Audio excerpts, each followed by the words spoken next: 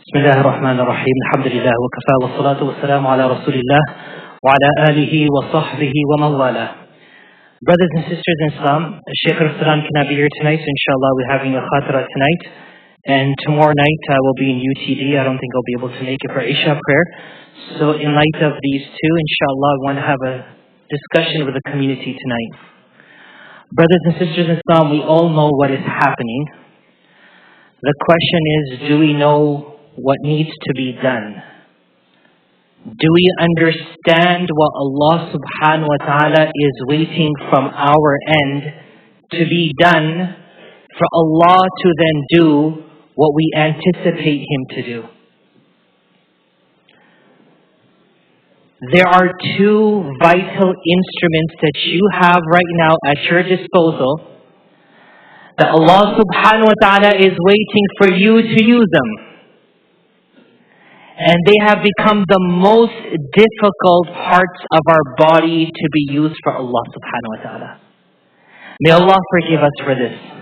May Allah subhanahu wa ta'ala forgive us for this. Ameen. May Allah subhanahu wa ta'ala allow us to use these two for His sake. Ameen ya Rabbil Alameen. The first of the two is our hands. See, these hands are amazing instruments. These hands are known as the utensils that serve as the weapons for the believers. When a believer raises these two hands and puts them together, this is the greatest weapon, the greatest tool that we have at our disposal. It is known as dua. What is everyone? Dua. But it's become the most difficult thing to do because our hands are so preoccupied in carrying the weight of the things that we assume to be the solution for the problems that we feel are going to destroy us. I'm carrying so much and I'm assuming, Allah, you get it, right? You get it. I'm carrying all this. I got the solution. You just do your part. But here we are being told, drop it, and told to raise them. What are we being told? Drop it and raise them. Let me give you a good story to explain the power of raising the two hands raw. See, back in the days in 2005, 2006, 2007, during Hajj in those years, the crowd was big. They used to say 3 million. There used to be 4 or 5 million. It was huge. And in Arafah, these trucks would be parked up. These trucks would have ice cream, water, juice, food, and periodically they'd open the doors and they'd start throwing it out. And they would say Sabil for Allah, like they're throwing ice cream and juice. And of course it was hot, it was congested, and if you saw the truck dispersing things, you wanted to get your share. Because there's no shops in Arafah. And so people would line up. Now there were two types of people. There were those who went in with nothing and just opened their arms. I still remember a person took off his hat. It was more of a stable hat than mine. And he threw it up and he grabbed a juice. And there were these children that had crates and they had boxes. And they were dragging these boxes and crates in the midst of the masses. And they're trying to pick it up so that they could get something in it. But the fact that they were carrying that load deprived them from getting their lot and their share. But the ones who opened their hands and raised high, they grabbed an ice cream or 2 or 3. Today, the problem with us in our dua is we're trying to say, Allah, I have all this. Can you add your part to this? And it's become so heavy for us that it's even hard to lift it to Allah subhanahu wa ta'ala.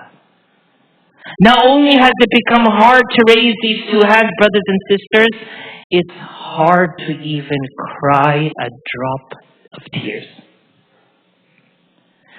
What will it take for you to cry? Brothers and sisters, what will it take for you to cry tonight? See, the most powerful, effective dua is when you can shed a tear. We learn from the traditions of the Prophet Muhammad sallallahu alaihi wasallam of how Allah subhanahu wa ta'ala is also shy to turn back the supplication of a person who turns to Him. If a person has like a white beard, Allah will not turn them away. Allah is shy to turn this person away. If we all cry one tear tonight, how much everyone? One tear. Bring one tear to your cheek and say, "Oh Allah, forgive me." What do we say, everyone? "Oh Allah, forgive me." Don't talk about Corona.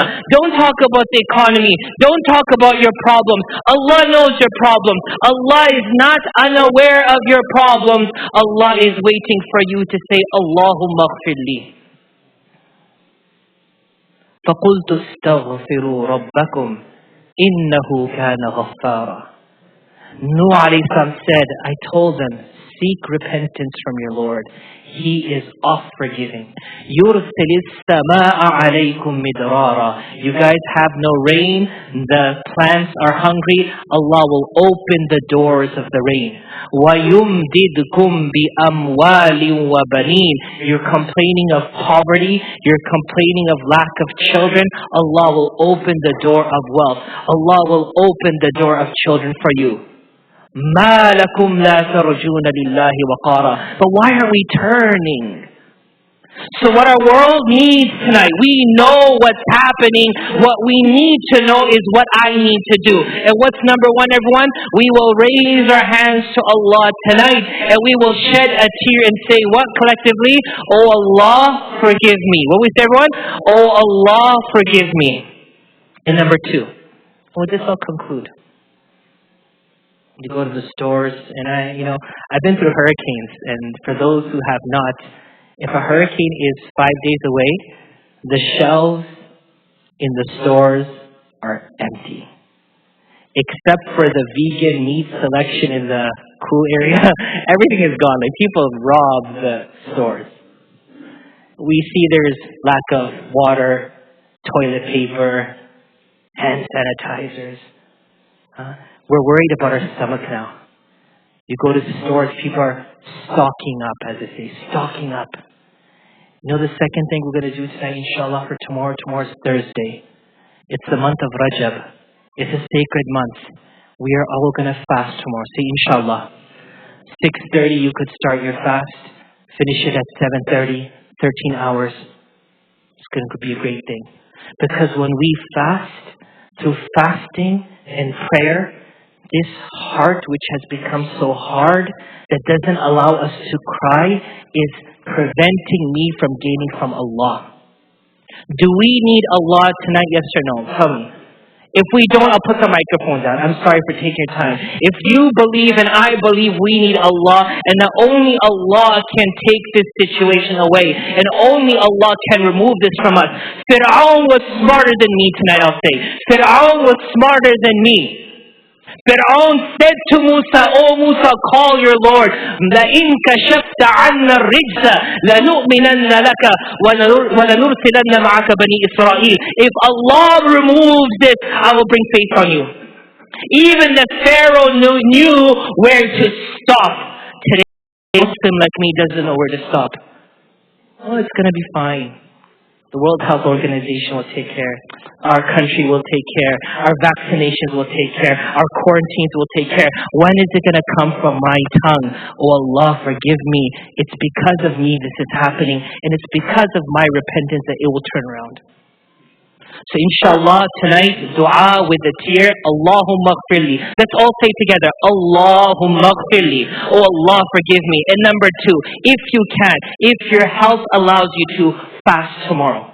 Fast tomorrow. Fast on Friday. Fast on Saturday. There's nothing wrong with fasting on a Friday. Fast.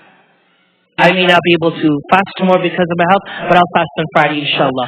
And I'll ask Allah subhanahu wa ta'ala to continue to forgive me, because if Allah will forgive me, Allah will alleviate us from the pain and suffering we're all experiencing. May Allah forgive all of us. May Allah forgive the entire ummah. May Allah forgive the entire humanity. May Allah send down the angels of mercy. May Allah subhanahu wa ta'ala open the doors of shifa. May Allah subhanahu wa ta'ala close the doors of difficulties. May Allah subhanahu wa ta'ala remove these ailments. And may Allah subhanahu wa ta'ala shower down His mercy on the entire world. Ameen ya Rabbil Alameen. Jazakumullah khairan. Assalamu alaikum wa rahmatullahi wa barakatuh.